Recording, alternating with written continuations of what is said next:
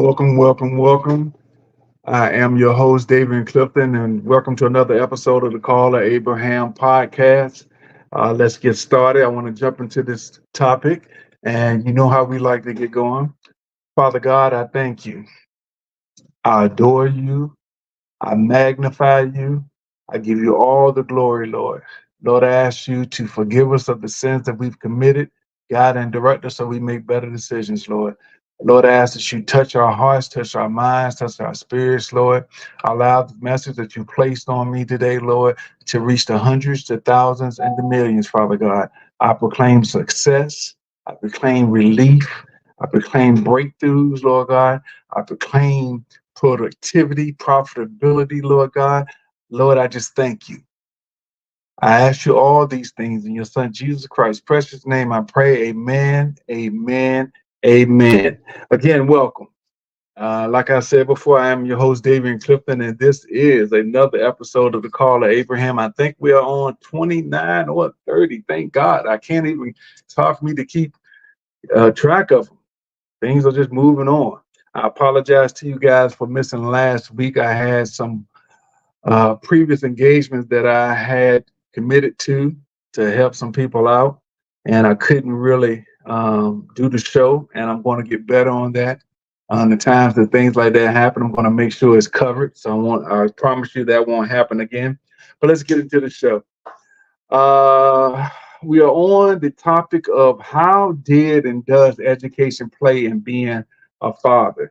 And I had a couple emails come in, and I chose one. I actually had several emails come in. And I thank you guys for sending in the emails. And then, for anyone who's interested in sending in your opinion or your story, testimony of a topic that we're dealing with, you see the email scrolling at the bottom of the screen. That's abrahamscall@gmail.com. That's abrahamscall@gmail.com.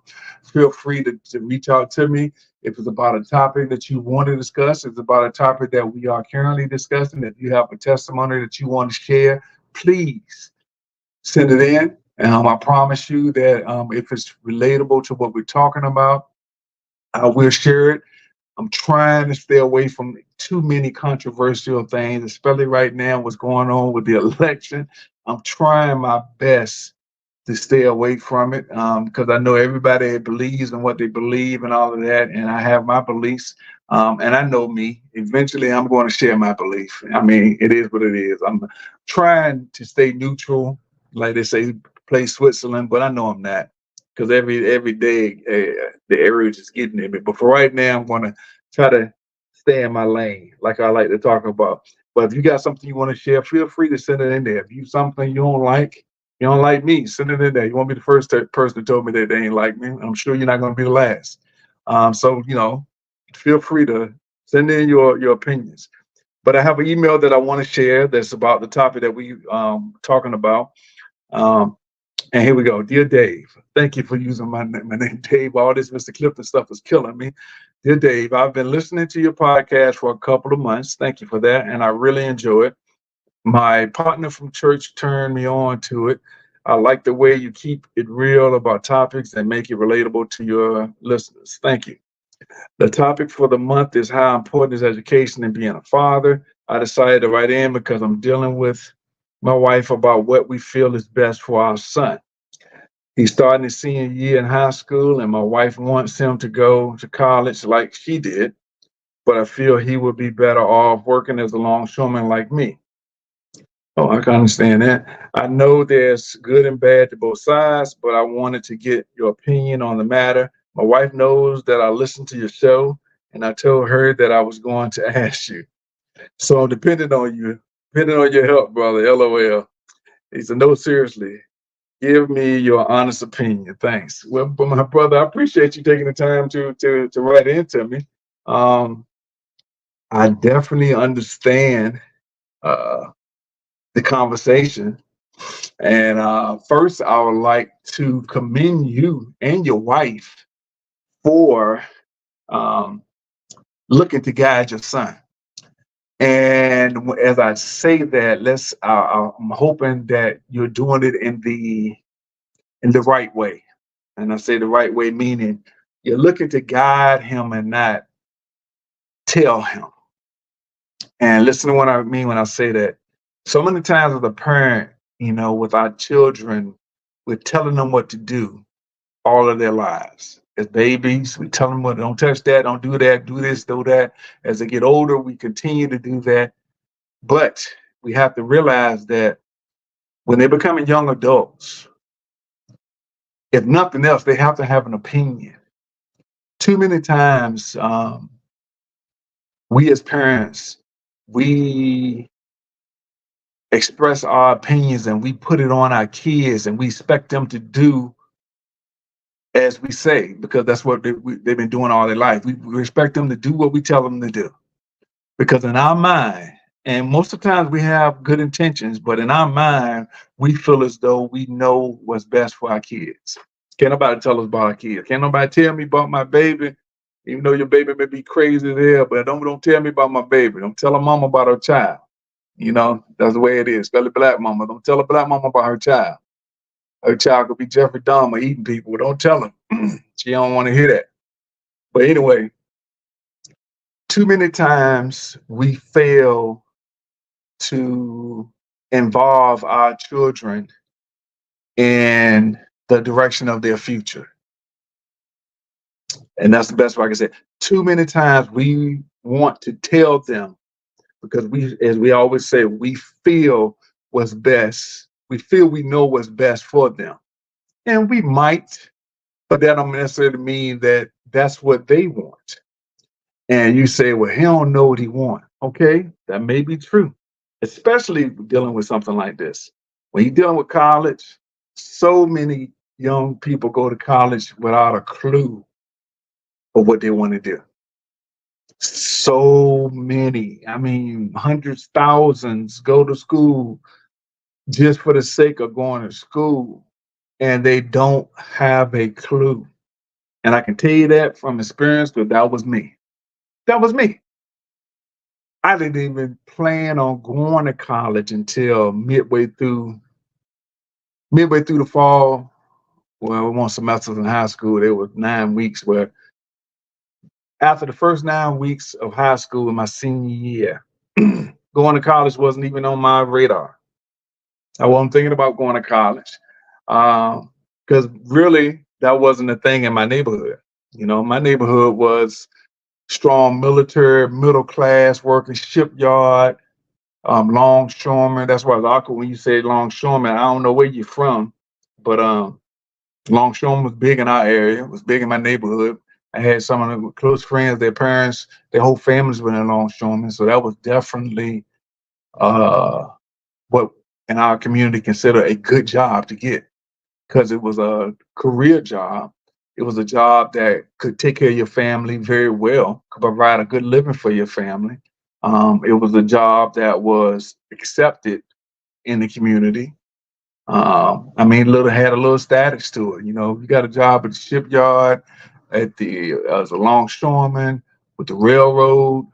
Those were considered good jobs. They would say, man, he landed with the longshoreman. He got down in the hall. He got a job at the yard. So man, he got with the railroad. Those were jobs that you was excited to get, and you plan on being there, doing your 40 until you retire, because those were the things that we saw our parents do. Not many back then. And when I say back then, I'm talking about the 80s, mid 80s. I came out in 85 in high school. In my neighborhood, not many was going to college. Not many were talking about, especially not the guys. Now, some of the girls maybe, but not the guys. That wasn't a conversation that we had. And it was ironic with me.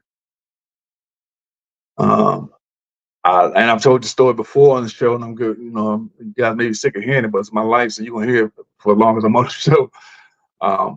Only reason I consider going to college because I was playing ball, and I started getting recruited. And even then, I didn't know what that meant.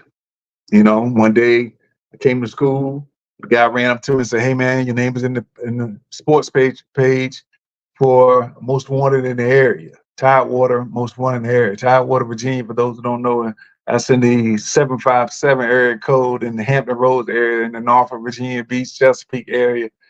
We used to call it Tidewater back then. I was in the Tidewater most wanted. I was the number 3 in the most wanted at that time. And that meant that I was most wanted. I was one of the most wanted football players by colleges to play football, D1. Again, didn't mean anything to me. When the guy told me that, I was like, okay. At that point, my name had been in the paper a couple of times, not a lot. I was a decent player. I wasn't no superstar by no means. I had a couple articles in the paper.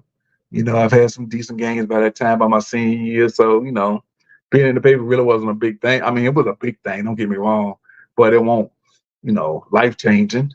So when he told me that, I said, okay. And then I noticed that people started coming to me, asking me to go to this college, go to that college to play ball.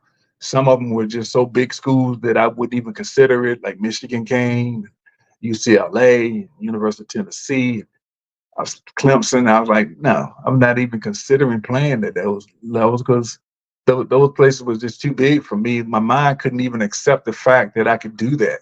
I had just got to that point where I was respected in the area, and that was always my goal. I just wanted to be able to hang on the corner and be able to have, conversations. Say, yeah, man, I had a good game. I did my thing.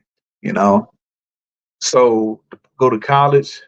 No, nobody in my family at that point that I knew of had went to college. My older sister had went for, I think maybe a year, but she got pregnant and then she moved. She dropped out and started living life. My daddy didn't finish school. My mama finished high school, and then that was it. And so college wasn't wasn't embedded in us. We didn't think about college. Excuse me. But I had thought about longshoreman because one of my closest friends, his dad that lived across the street from me, his whole family were longshoremen. Another one of the guys played on the football team with me. His whole family were longshoremen. Matter of fact, 2 or 3 of the guys, our whole families were longshoremen. Their daddies were very respected in the neighborhood. Everybody knew them and all of that. Had a lot of people that worked at the shipyard. Shipyard is big in this area. A lot of people worked in the shipyard. A lot of people working in the government at the time in high school. My mother had a government job, and those are the things that people say were good jobs. Civil service, you can get with the government, you can work forever. My stepfather at the time was in the military. We're big. I think this is the largest or second largest military area in the country. So the military was big. I did have quite a few guys in my neighborhood who, after graduating from high school, they did go in the military, Air Force and Navy, a couple guys maybe the Army. So those were the natural things. I had considered the military because we was in the high school. We had the ROTC and the junior ROTC, they call it, and that was a big popular thing for the blacks in our school because it was one of the most fun class that they offered at my high school. So everybody wanted to be a part of that. Everybody wanted to be in there because they had most fun. And I made it up to deputy squadron commander.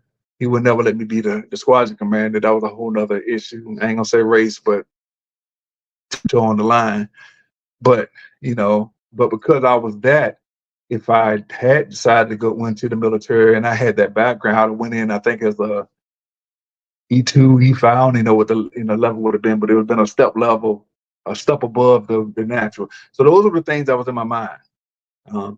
And so when I'm saying that to you, I'm saying, have you sat down with your son and actually asked him? I know you know your son, and maybe you're saying that he needs to get a job because maybe you don't consider him the college type. And not to say that he's a bad student. Maybe you don't think he's the studious type. And maybe that's because you think that everybody go to college is like super academic. I did. I wasn't a studious type. I had good grades, but I had good grades because of the threat of my mother. I wasn't the studious type. I didn't have good study habits at all. But high schools came natural to me. It wasn't I never I never put in the effort, and I always made AB honor roll. I never had to struggle. I never had a hard class. I was always very good in math, so math came easy to me. Um, I struggled with English a little bit because I was lazy, but everything else was memorization, and I was able to do that. And I always never got anything less than a B because my mom always threatened me with that. She would take me off the team if I got brought home anything less than a B. So I learned how to make it work. But if you think that about your son, college could be good for him because if he ever gets there and he gets challenged, he may find something that catches his eye. He may find something that really intrigues him. Because the only thing about college, especially undergrad, and I'm telling you this from the business side. I've been in corporate America, an entrepreneur, um, and when a human resource person looks at a person's resume and they see that they have a bachelor's degree, all that tells them is that they are capable of learning. That's it. Because most bachelors don't teach anything in one particular subject that you would know enough of that you can automatically go and start working. They still have to train you. But if you have a bachelor's degree, it teaches them that you're capable of learning.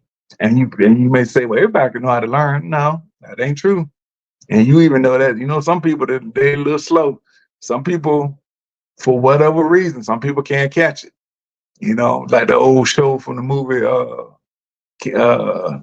Life, where they said a guy like can't get right. It's a lot of people who just can't get right. So that bachelor's degree tells people in human resources and when they're hiring for a job that you're capable of learning. That's all it teaches you. Then when you get a master's, it means that you're capable of teaching. So it's just the different levels. But you always have to be trained. That's like with the doctor. Doctor has to go to school for so many years.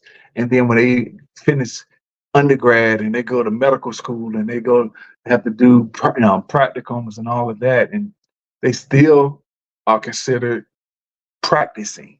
That's why it's a medical practice. They're always learning. They're always practicing. They see things that are similar that they've seen before, and they know how to treat it based on what they treated another person. But it doesn't mean that it's actually the exact answer. They just say, okay, when I saw a person who had this type of situation before, this is what I did, and from what I've heard, this should work, but there's no guarantees.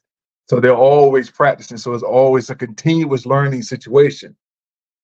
But anyway, sit down with your son, find out what he wants, and don't be frustrated if he doesn't know.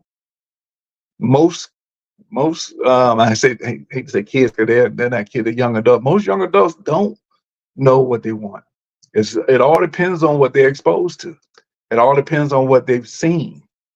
Prime example, my son is going into his junior year at Virginia State University. Shout out to Virginia State.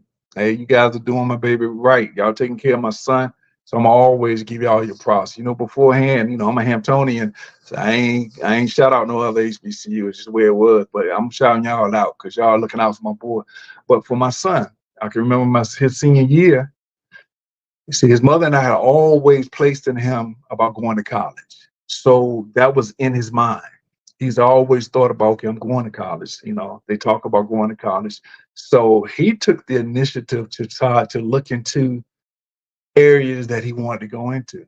And plus, the people that he was around, his best friends were all very high academic people, straight A students, very studious. They had certain criteria, and I mean, they used to go out, hang out, and they would literally go hang out and study. Opposed to me when I'm hanging out. The last thing I'm doing is studying. I spent in high school, but they would literally go. They would have, dates and go to the Starbucks and study, or go to the library and study. And it literally would blow my mind because that was not me. And I'm so glad he's not like me in that area. But he had a different persona about him. And he had already, one time I asked him, I said, man, what is it that you want to do? And he said, I want to study psychology. I said, yeah, why is that? Because honestly, when he said that, if you'd asked me what jobs he could have done in psychology, I wouldn't have had no idea. I'm a college graduate, experiencing so many businesses and all that. I'd be like, I don't know, you know. And he was like, I want to open up a mental health clinic, you know, to help minorities because there's a strong need for minorities to get mental health treatment. Literally blew my mind.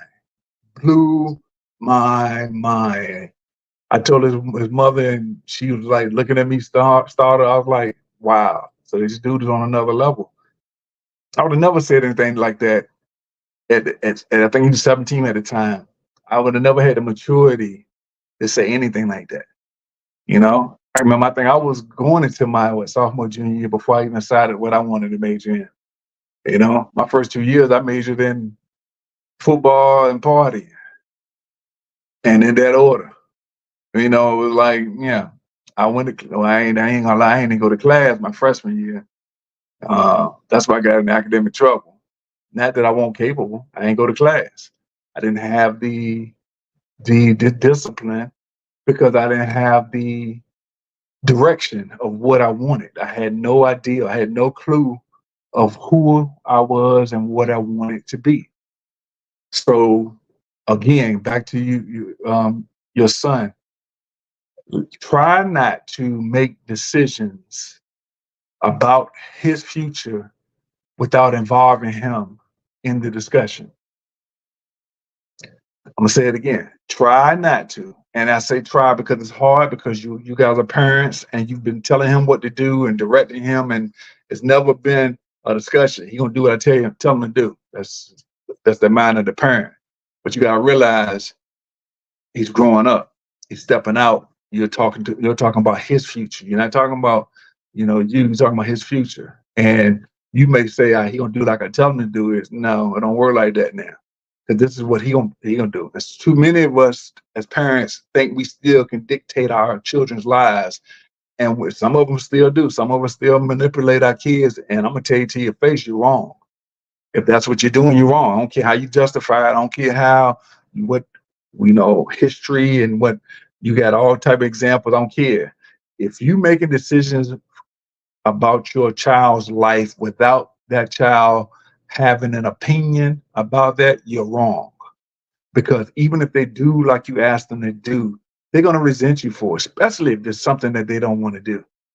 They're gonna resent you. They eventually they're gonna get to the point where they're sick of doing this just to please mama or daddy, and they're gonna resent you for it.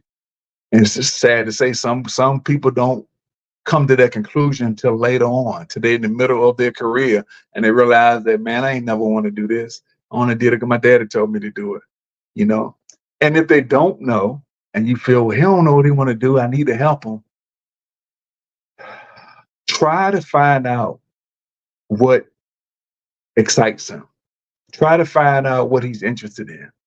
And then yours probably like mine, well, you don't know, because these kids are different. For lack of, I don't know what else to call it.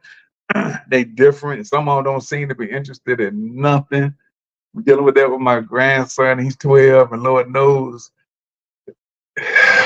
we trying our best to figure out what this boy, what can catch his interest. Because the boy just walks around without a care in the world and ain't interested in nothing. And it's sad to say, when kids are like that, we automatically think they're lazy or, misguided, but they just haven't found that thing yet. So, but with your child, ultimately it's his decision. And I know that probably, stepped on some toes right there, Either you or your wife may be cussing at me right now because I ain't saying what you want me to say, but ultimately it's his decision because, I'm going to tell you what you don't want to do. You don't want to send them to college, especially if you ain't going on no scholarship or nothing like that. You don't want to send them to college only to find out that college ain't for them. Because you're going to be mad because you're going to spend some money. Unless you go on the community college route and to the state college route, even then you're still spending some money. If you go on private school and all, private colleges, man, you're talking about you spending about $100,000 minimum. And even if you got it like that, who in the world want to spend that kind of money when you don't have to? I know you could think of a million things to do with that money other than throw it away. Because if he doesn't want to go, He's going to go because you tell him to go. And he may even do the minimum just to keep you off his back, just to keep you pleased. But eventually it's going to come up that he did it just for you. He didn't want to do that. And even if he get out and start working, eventually it's going to come out that he's doing it for you. And he needs to be doing it for himself. You know, I can respect you, my brother, on about to go into longshoreman, because I you know, like I said, I had people at longshoreman. I scabbed as a longshoreman. I scabbed while I was in college. I had opportunity to drop out of college and start working full time. One of my old girlfriend's uncle had a gang down at the hall, and I would come home on summers or winter break and go down there, and he would put me on one of his gangs because he knew me, and he'll let me work. And the money that I was making literally blew my mind. And I wasn't a lazy person, and I didn't mind working. It wasn't like back-breaking work. It was work, but it won't, back-breaking work. It wasn't nothing crazy. It was definitely something I could see doing. And the money I could definitely see making, and I could see taking care of my family with it. So it was hard on many occasions to even go back to school. I think maybe if it wasn't for the fact that I was playing ball and I had to look forward to playing ball, I probably wouldn't have went back on many occasions, because of the money I was making. So you need to find out what he wants to do. If he doesn't know, you may want to consider let him work for a year. Take a year off, work before he go to school. If he decides he wants to go to school, he may not like working. Let him stay home. If you got to hook up with him down at the hall, let him work. Let him work. He may make that money and decide, hey, what I'm going to college for? I like this money. Now on the flip side, with your wife, I can respect it. I know many families, especially African American families, who all the kids, everybody in the family went to school, and they've experienced success, a lot of success, and it's hard to debate them on whether they feel college is good for you or not. But see, I have to ask your wife the same thing. Have you guys placed the importance of college in your son's mind, as I'm sure your family did in your mind? Because if you're from one of those families that grandfather graduated, your father and mother graduated, and you went to school, and you and your siblings went to school, and it wasn't even a question, you know, have you guys created that environment for your son? Or have you allowed him to do his thing with the assumption that he was going regardless, and you never really had a discussion with him? One thing I can say that I felt that I did good. I can't say um, me and my son's mother, we did good we talked with our son. Even though sometimes it's very hard to do. Lord knows, boy, sometimes he walk around, he'll get in a chatty moment where he'll talk my head off, and then sometimes you can't pull two words out of him.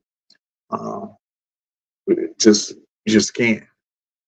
That's just the way it is. But we did talk to him. We did have an idea, because first of all, if he told me that I don't want to go to school, okay, man, he ain't got to go to school. Because he wasn't a bad kid. Never been a bad kid. Never gave us any trouble. Always did what we asked him to do. Always did his work. But if he decided he didn't want to go, we weren't gonna make him go. He had four sisters. Only two of them went to college. The other two, they said they didn't want to go, and we didn't make them go. They work. They got jobs. They're doing their thing. They're living their life. They're good people. And I feel that's our job as parents, is to raise good people. People that other people respect, people that treat people with respect, people that other people like as people. I don't think it's our responsibility to raise the next president or the next CEO or the next superstar. If it happens, that's wonderful. I think our responsibility as parents is to raise good people, people that can contribute to society in whatever way, because everybody contributes differently. Um, but I think that that's our responsibility. Of course, you want the best for your children. Of course, you want um, them to succeed and exceed what you've done. Um, but that's for up to them to do. You know, all you can do is lay the path down, love them, guide them, be there for them to support them. Let them know that, hey man, no matter what, you know, I got you. I tell my son all the time, I say, dude, you can't disappoint me. You know, I'll never turn my back on you. You know, if you do something that I don't agree with, I'm gonna let you know. But I'm gonna let you know with love. I mean, you're always my dude. Especially my son, he's my namesake. So I can't turn away from him. He might got my name. You know, I tell him that jokingly, but it's the truth. He's my guy. And there's nothing he can do that'll make me turn my back on him. He's me. You know, so that'll never happen. And I think if you guys sit down, and I hope that this hasn't become a competition between you and your wife. And I'm gonna say that again. I hope you guys haven't decided that, you know, my way is the best way and I'm gonna win. And you're forgetting all about what's the whole point, what's the purpose, which is your son. You know, you want your way to win so you can almost like have one up on your spouse. You know, I mean, come on, y'all. You know, we trip off of silly stuff like that.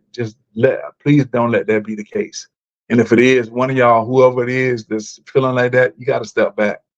It ain't about you. You know, it's about your son. Uh, and if he doesn't have a clue, you know, if you talk to him and say, hey, man, you know, do you want to go to school? And see how he responds. If he do the natural, where all keep, I don't know. I don't know. If that's who he is all the time, then okay, not a big deal. But if that's not who he is and he's saying, I don't know, that means he really don't want to, but he don't want to say that because he think he's going to upset one of the parents. You know, so you got to have a heart to heart with them. You got to find out. This is major, man. Too many parents encourage our kids thinking it's best for them only to find out that that's not what they want. And you spent money, you spent time, you're putting them in positions that they may not be comfortable with. Going to college, if they want to go and they're not sure, let them go to a community college, take a couple classes and see how it is while staying at home and work. Let them do both, a little bit of both worlds. Um, but one thing, again, I have to commend you on is being involved with your child. But, and I have to say that again, do not do this for your recognition. Do not do this because you want to, you know, win an argument with your wife or win an argument with your husband. No, this ain't about you. This ain't about you. This ain't set your pride down. It ain't about you. It's genuinely about your child. Find out what he wants. Find out if he have an idea what he wants. If not, then say, hey, how about you take some classes at the local community college, you know, and get you a part-time job, you know, or get you a full-time job and take some online classes. You ain't got nothing else to do, you know, or just figure out who you are, you know, because there's a lot going through his mind right now. In the senior year, he's either scared or excited, or a little bit of both. You know, a lot of kids are so excited the senior year, they graduate, they got our stuff going on. A lot of kids are petrified because they have no clue on what they're gonna do. You know, high school is a peace or solace place or where they can go to fit in, and then they're about to lose that and they got to start all over again. That's terrifying to some kids. You got to find out. Got to find out, you know, who your child is and what they need and what they want and what they desire. And your desire should only be that they are happy. I know you may have an idea of him walking across the stage wearing a cap and gown and y'all doing your thing, or he walking across the stage at college, or you working down in the yard, working down in the hall with him, and you see your son coming in, he becoming a man. All those things are you. That ain't about you. It ain't about you, and it's about what he wants. So you guys got to try to help him figure that out without telling him what to do. Ask him what he wants to do. Ask him what, things that he wants. I know one thing I did with my kids. I literally sat down with them and went over the careers. I did this with my daughter, my second oldest. She was working and she was going through a struggle getting her nursing license. And she got a job, as a CNA, but she had already graduated from college. She just had to pass the nursing exam to become a full RN. And she was getting frustrated because she couldn't pass the test. And the test is hard. A lot of people fail the test. A lot of people quit after failing the test. And I had to sit down with her. I said, look, okay, this forget about everything else. Let's just talk, basics. How much money are you making right now? And she was making like $10 an hour. But she had no real bill. So in her mind, she was all right. I said, okay, I can tell you that you ain't making no money, but you ain't gonna listen to me. But let me show you what you'll be making once you pass this test. I think at this time she had failed the test like 4 times. 4 times. Not knowing that she gonna fail it another 5. And I think the test was costing like $225 a test, $225 a test. And she was getting frustrated. I can't blame her for getting frustrated. She was getting frustrated. I was getting frustrated for her. But I had to break it down to show her. I said, okay, you making $10 an hour. I calculate. I said, just how much your check is probably every 2 weeks, right? She said, yeah, about that. I said, okay. I don't want you to take my word for it. Let's Google it. This is how much a RN makes in Southside Virginia on an average. I said, this is what your check will look like, after tax everything. The amount literally blew her mind. Her eyes got bugged and she was like, are you serious? I said, dead serious. I said, so if nothing else, I said, I don't give a damn how many times you got to take the test. You keep that amount of money in your mind. I said, you realize that a test is keeping you from changing your paycheck to that. Just a test. You've gone through, you've taken the courses, you've graduated, you've done the hard work. All you need is this test. And think about what you can do with that money once your check changed. And I can remember to this day, the day that she passed the test. I was working. She called me and she was crying. And I immediately said, Lord, she failed the test again. I was getting so sad because I wasn't mad or disappointed.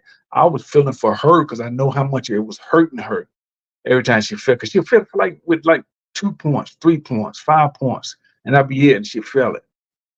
She called me the day she was crying. She said, Dad, pass. I pulled over because I was driving. I bawled like a baby. I was so happy for her. I was so happy for her. I cried like a baby. And she told me, she said, Dad, and I went to work the next day and I went to HR and I told them that. She said they instantly, on the spot, changed my pay scale. Instantly. And I think her pay went from like $10 an hour to like $26 an hour. You do the math. That's a different check. That is a different check. And so you need to sit down with your child and say, okay, let me give you some options of what you need. I can remember back in the day, old Bill Cosby, when the Cosby Show came out, and he did a show with Theo, and he wanted to go out and get a job, do his own thing, and they was telling him how much money would be, how much it would be for rent, and how much you have to pay for this, and how much you would pay for that. Because you got to realize kids don't think about that. Kids don't have any clue. If they never paid a bill, they don't have a clue. So break it down to them. Break it down to, okay, if he goes to college and he graduates for whatever degree he gets a degree in, find out how much they're paying on the average with that degree, and find out how much he's gonna make when he go down to the hall when he's a longshoreman, and compare the two.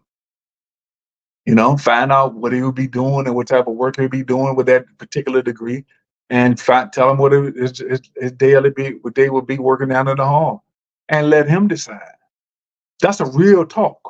That's a real talk. Let's get away from all these scenarios, because scenarios don't do no one no good.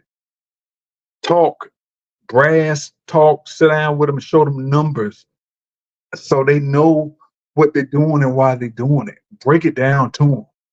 Because right now, this is a major decision, probably the first major decision for your child. Because again, you guys probably did all the decisions for him. Break it down to him. Plus, if he does decide to go to school, he'll know why he's going instead of being, caught up walking around in la la land and he caught up in the excitement. Oh, I'm in school, but he don't know why he going to school. He don't know why he needs to get up and go to that 8 o'clock class. He don't know why he need to tell his boys, man, I ain't going to the, to the gym jam, like they call them now, because I got a paper due. He'll know why. He'll have an idea. Or if he decided to go to work, he'll know why. Because he know he got money, because he gonna have them bills coming. Let him make the decision, but you have to give him all the information that he needs to make that decision. But again, I want to commend you guys, because this is an exciting time for your son, but also for you guys as parents, because you feel as though, hey, I've reached a milestone, I've reached an accomplishment, and applaud your work and applaud yourself, but don't mess it up by trying to influence him to do something that you want. Find out what he wants, find out what pleases him, and help him do that. He may not want to do what you want him to do, and he has the right. And I know you don't like saying that, but what you mean he got a right? He's my child. No, he's slowly moving out of that my child title until he's becoming his own man. And that's hard to let go for a lot of people. But you're gonna have to you have to get to that point and realize that that's what I'm dealing with. So guys, I want to end it on that. I enjoyed it. It was a great topic. We're gonna keep going on. So if you guys have anybody that's listening have any questions or emails or comments that they want to send or share your stories, please send it to the email that's scrolling at the bottom of the screen, Abraham's Call at gmail.com, abrahamscall@gmail.com. I want to continue mentioning my sponsors, the Solar Educator, Educating America about the benefits of switching to solar. You can reach out to me, the Solar Educator at gmail.com or 757-277-8932. I'm helping residential as well as commercial and churches. If you have a church, you're a member of a church, there are government programs that we're really pushing strong right now that are helping churches to eliminate their electric bill. And any pastor, any deacon, any trustee, you realize how much your electric bill is. If you have any type of membership, reach out to me. We are in all 50 states. If we can help you, we can do something for you. We are helping a lot of people. And the worst case scenario, at least you would know. But don't allow the money that's in the government right now that's available run out, because we have a new administration coming in. No matter who wins, a new administration will come in. In January, you don't know what their budget's going to be like. Don't think because the same side comes in, it's going to keep it the same. That's not true. They may decide, okay, we're going to use this money for something else and go another direction. So find out if your church qualifies to give some assistance just by reaching out to me. 757-277-8932 or the Solar Educator at gmail.com. And also my publishing company, Day Day Publishing, changing the publishing industry one book at a time. And yes, my book is still coming out. Please don't hold my feet to the fire, but I'm trying my best to get it done as soon as possible. I'm fighting on a daily basis with that. And let's end the show with the pledge, called Abraham Pledge. I pledge to accept the responsibility of being the head of my house and acknowledge that this is a privilege, not a right, to provide for and protect my family, to set the proper example in all my doings for my family to follow, to be an asset and not a liability to my family and my community, to always strive to do what's right and realize that it's not about me. Guys, ladies, I appreciate you spending time with me. I appreciate you guys taking a few times out of your busy schedule. Tune in every Wednesday on all social media outlets at 7 p.m. And if God's willing, I'll see you guys next week. And like they said, the creek don't rise, we'll all be here. Thank you. And guys, have a wonderful week.